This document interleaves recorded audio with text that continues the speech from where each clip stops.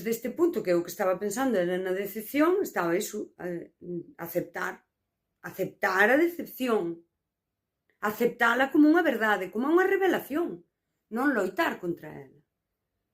Non querer autoenganarte dicindo non foi o que eu vivín, claro que foi o que viviches.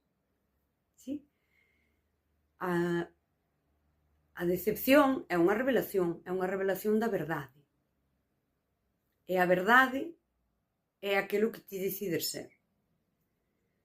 Daquela, cando ti interactúas cas outras persoas e ti és libre e decides ser e non dependes desa validación allea, aboia a verdade. A verdade dos actos de cada persoa. E isto é unha decepción limpa.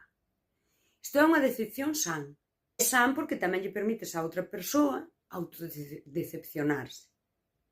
A outra persoa permíteslle ver quen é,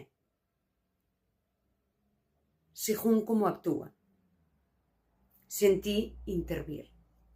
Porque a outra persoa non ten que depender de ti. Mira, se o amor é incondicional, amor como afecto, non?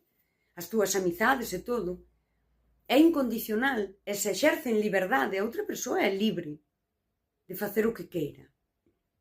E isto é super bonito. E se a outra persoa te lastima, non? E che fai mal, pois Sartre bendito.